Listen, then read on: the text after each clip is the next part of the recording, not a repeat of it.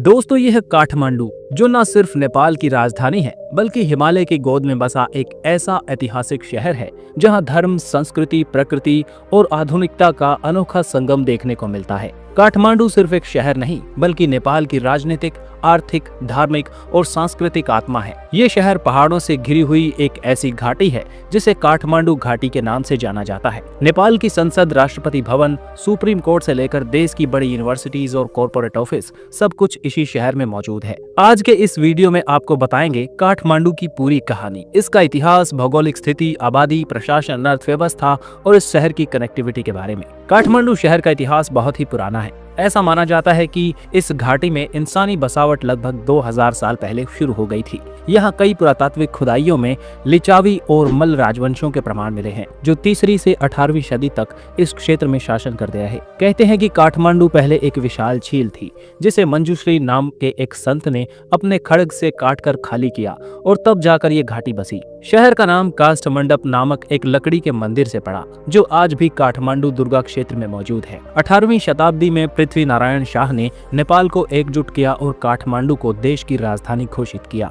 अब बात करते हैं इस शहर की भौगोलिक स्थिति की। काठमांडू शहर नेपाल के मध्य में मौजूद है और ये बागमती जिले का हिस्सा है। ये पूरा शहर एक घाटी के भीतर बसा है, जिसे 3 मुख्य शहर मिलकर बनाते हैं: काठमांडू, भक्तिपुर और पाटन। इस घाटी की औसत ऊंचाई 1400 मीटर यानी लगभग 4600 फीट है और इसे चारों तरफ से पहाड़ों ने घेर रखा है। काठमांडू शहर का कुल क्षेत्रफल 49.5 वर्ग किलोमीटर है। यहाँ की जलवायु एकदम हल्की ठंडी होती है, गर्मियों में 30 डिग्री से ऊपर नहीं जाती और सर्दियों में 1-2 डिग्री तक गिरती है। शहर के बीचों बीच बागमती नदी बहती है, जो धार्मिक और सांस्कृतिक दोनों दृष्टियों से बेहद महत्वपूर्ण है। जनसंख्या और प्रशासनिक ढांचे की बात की जाए तो 2011 के जनगणना के अनुसार काठमांडू म्युनिसिपैलिटी की आबादी 10 लाख से ज्यादा थी और आज ये अनुमानित तौर पर 15 लाख से ऊपर पहुंच चुकी है। शहर में बहुभाषीय, बहुधार्मिक और बहुजातीय लोग रहते हैं। मुख्य भाषा यहाँ की नेपाली है, लेकिन नेवार, मैथिली, भोजपुरी, हिंदी और अंग्रेजी भी यहाँ पर खूब मात्रा में बोली जाती है। यहाँ हिंदू धर्म के बाद बौद्ध धर्म का गहरा प्रभाव है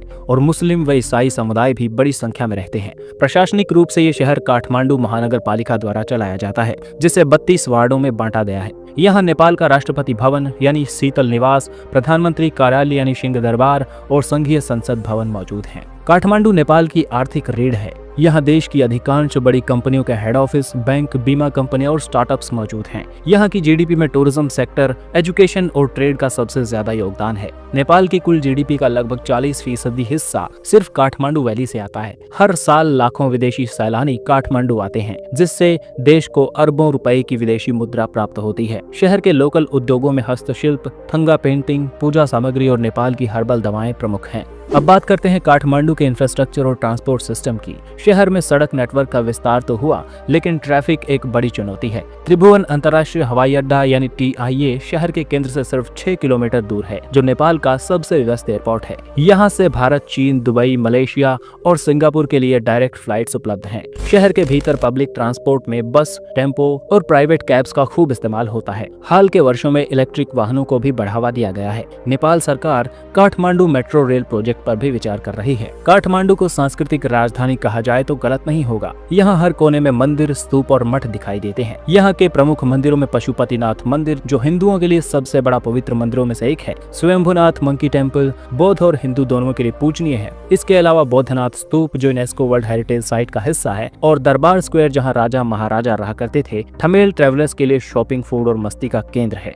तो दोस्तों, ये था काठमांडू, नेपाल की राजधानी। एक ऐसा शहर जो प्राचीन और आधुनिक दोनों रूपों में जिंदा है, जहां एक और मंदिरों की घंटियों की गूंज है तो दूसरी ओर बिजनेस मीटिंग्स और इंटरनेशनल कॉन्फ्रेंस की हलचल भी है। अगर आप कभी नेपाल की यात्रा की सोच रहे हैं तो काठमांडू आपके सफर का हिस्सा जरूर होना चाहिए। वीडियो पसंद आया तो लाइक, कॉमेंट और शेयर जरूर करें। मिलते हैं अगले शहर की सैर में एक नई कहानी के साथ। धन्यवाद और जुड़े रहिए एक्सप्लोर YRS के साथ।